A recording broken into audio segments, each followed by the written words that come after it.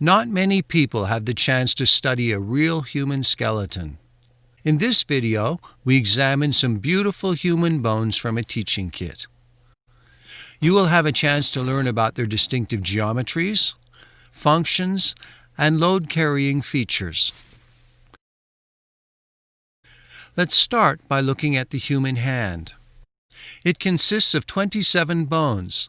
This first group of 8 individually named bones are collectively known as the carpals, and they allow the wrist to move and absorb impact. Next, 5 metacarpals form the paddle-shaped portion of the hand, and finally, we have the 14 phalanges with their flexible joints. These joints allow our fingers to produce movements that are both accurate and exquisite. Next, let's consider the feet. Each contains 26 bones, similar to those in the hand, but structured for strength rather than flexibility. Again, the bones fall into 3 categories, called tarsals, metatarsals, and phalanges. The uppermost tarsal, called the talus, makes contact with 2 long bones in the lower leg, the tibia and fibula, forming the ankle joint. Notice how these long bones wrap around the sides of the talus to produce a joint that is strong and stable. Like all joints, its motion is controlled by a set of ligaments. Only the tibia extends all the way up to the knee, the largest and most complex joint in the body. The patella, or kneecap, found at this joint, improves the leverage of the quadriceps muscles that extend the knee. Next, we have the femur, the largest and strongest bone in the body, and all by itself it carries the forces in your leg from the knee to the hip. During each step that you take, and during many other activities, it carries compressive loads that are several times your body weight. It can also be called on to carry high bending and high torsion loads.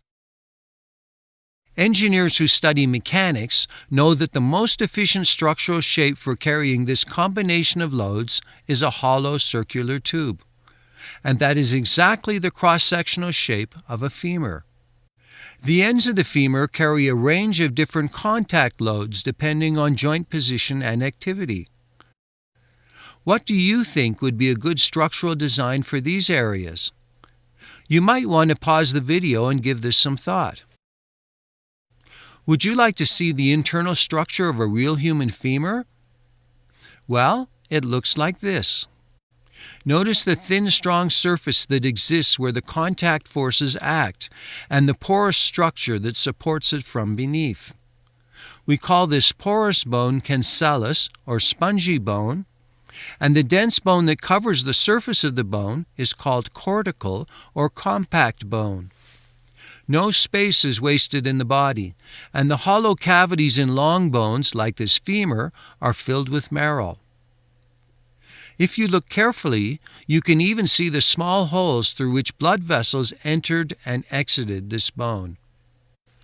The bones of the upper limb are called the radius, ulna, and humerus, and as you can see, they have many structural features in common with the bones of the lower limb. The limbs attach to the torso through ball and socket joints at the hip and shoulder. At the hip, the socket side of the joint sits deeply into the pelvis, a strong and highly stable structural system. It is composed of the sacrum and 2 symmetric sets of 3 bones, called the ilium, pubis, and ischium. The shoulder joint, unlike the hip, is optimized for flexibility rather than strength. The socket on the scapula is more open, and the scapula itself can move relative to the rib cage, controlled in part by the clavicle. This is an inexpensive model, and, as you can see, it is missing many of the finer details that real bones would have. The last of the skeletal bones we need to examine are the vertebrae, ribs, and skull. Vertebrae are complex bones that routinely carry high compressive loads, up to 5 times body weight. To accommodate these loads, they have special joints that include flexible discs. Muscles and ligaments attach to projections on the vertebrae and control their movements. The openings, or foramen, in these bones provide special protection for the spinal cord and in the neck region for vessels that supply blood to the brain. Ribs attach to some of the vertebrae and provide support and protection for vital internal organs such as the heart and lungs. Lastly, we have the skull, the apex of the human skeleton. It provides a rigid, bony shell around that most vital and delicate of organs, the brain. In case you are interested, here are the trio of bones, the Malleus, Incus, and Stapes, that form part of the inner ear. They are the smallest of the 206 bones in the human body. Did you know that a trained forensic scientist can tell a lot about a person from a single bone?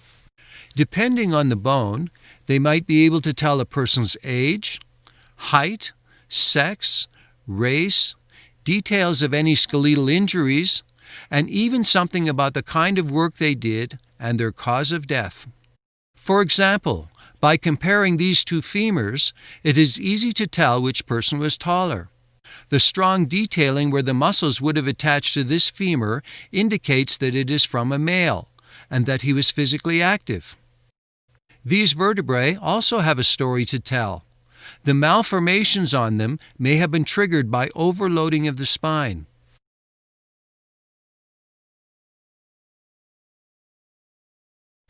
Many hundreds of students have learned from these bones, and we are grateful to the person who donated this body to medical science so that others could benefit.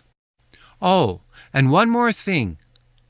Regarding the processes that give bones their distinctive shapes, how do you think they originally came into being? Did they arise spontaneously? Are they the work of a clever designer? What do you think? We hope you enjoyed this video. Thanks for watching.